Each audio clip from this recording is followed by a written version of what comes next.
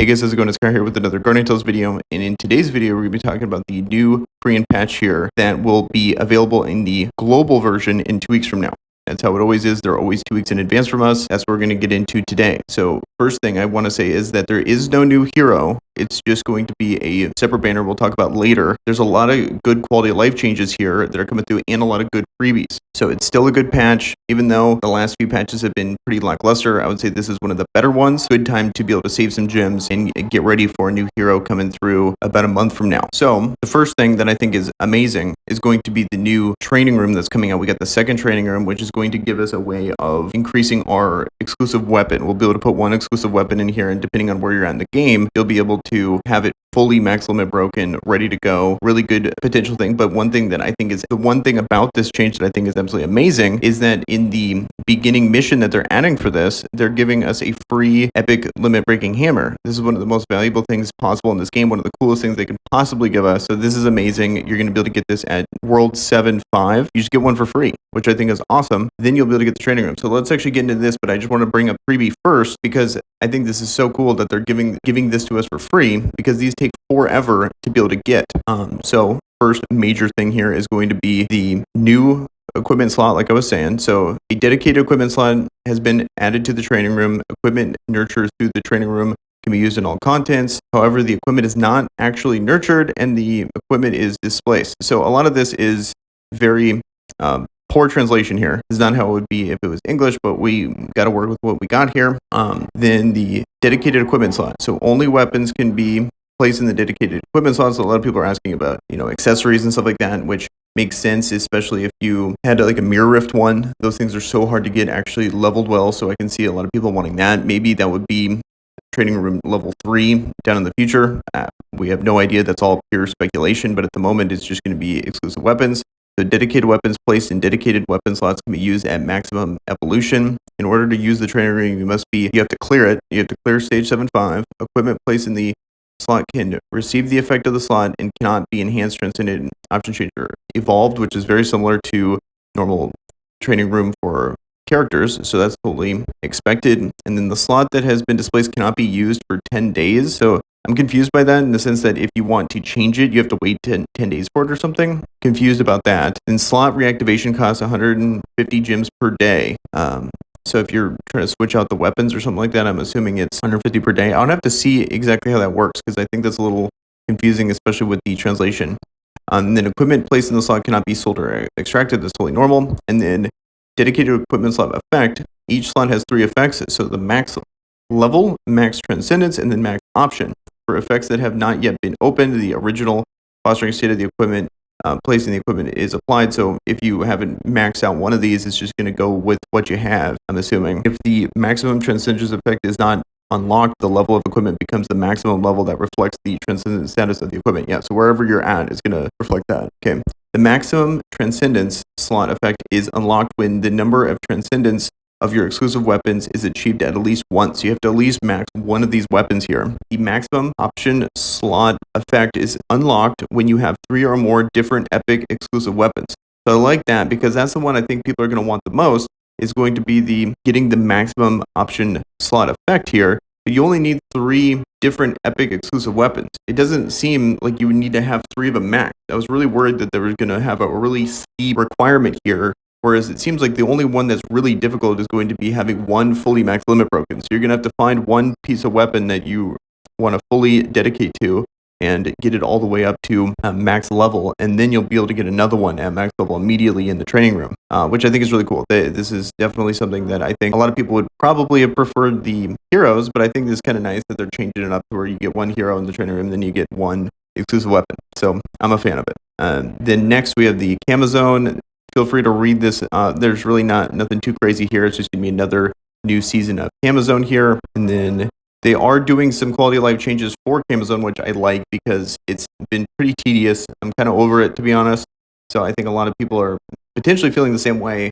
I do stress enough that, especially if you're trying to progress in this game, do not sleep on camo zone. It's an amazing way to progress, especially when it comes to awakening hammers, or when it comes to, you get so many good rewards from camo zone. So don't sleep on it if you really want to progress as fast as possible. But someone that's been playing a while, it is pretty tedious. So The same ordeal is changed so that it does not overlap more than 3 times. The count before the start has been removed, which I like. A Camazone land round update pop-up is fixed, and then the probability of appearing in general battle stage is reduced, and the probability of appearing in the special event stage is increased. And then red dot for Camazone land open notification will be added. Next, let's talk about the guild-related improvements here. So a function to check whether there are remaining guild raid retry tickets is added, which I think is awesome. That's one thing that you get one retry every day in raid, but nothing shows you. So you have to just know that you've either used it or not. And if you have a bad run and you back out and you already used it, then you just completely wasted a run there. Whereas it really needs to have a way of showing that, which I'm glad that they're finally adding here. And then the daily retry opportunity pop-up disappears when the retry opportunity is consumed. You can check the remaining chances of retrying in the practice mode and pause screen, and it will not be displayed when the opportunity is consumed. Awesome.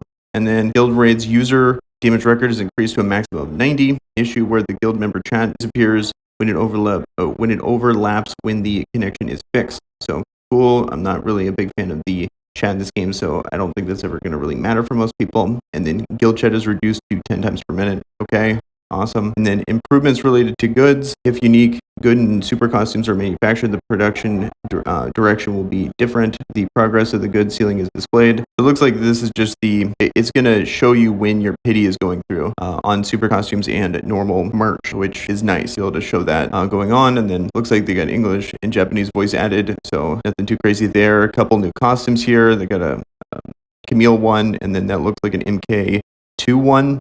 So, and they're adding them to battle medals, which I think is cool. So these are things that are very difficult to get if you're trying to get things that are good. I think there's a lot of good weapons here, but if you just want to have fun with a couple cool costumes, these are going to be pretty sweet. Difficult to get these battle medals, so if you're going for this, it's purely a flex and not something that I would recommend. There's a lot of them to pull, like for example, Mad Panda Brooch, maximum breaking that is probably a lot better than going for one of these, but I think these are really cool costumes that, depending, if they're kind of like not a super costume, just a little bit less, they have maybe a different kind of animation or something like that, it might be worth getting. It will at least be worth the effort to get, not necessarily worth getting, if you know what I mean. So I think that's kind of cool that they're adding those. And then it looks like new collection here. So that's I don't know if that's gonna be attack, defense, or health increase, but that's gonna take quite a while to get because you need to have 1,800 each. It's gonna be a really hard to get collection bonus. That I really feel like that should be a 1% or even a 2%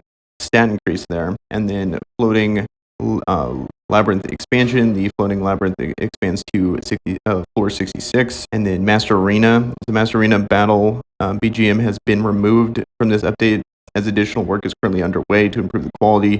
It will be added in the next update with higher quality. I really think that they need to figure out what the rewards are going to be for Master Arena, because right now no one cares because it takes so much effort and so many heroes for 20 battle medals. You really gotta, I think this deserves its own shop with its own thing, and then people need to start getting cosmetics for placing top, 1, 2, 3, top 10, and then being able to build a currency here that you can get some very in-game level things, not necessarily things that are going to crazy set you apart from other people, but either ways to flex, ways to show that you're actually competing in this and trying, because there needs to be something here besides just 20 battle medals per time to get this. It's just a joke. I know it's beta for this game mode, but it's been out far too long for you to only be getting these rewards for it. And that's why so many people just don't care. That's why so many people just go into these game modes and they just forfeit the match, essentially. They just pick random people to lose as soon as possible versus actually wanting to play this. So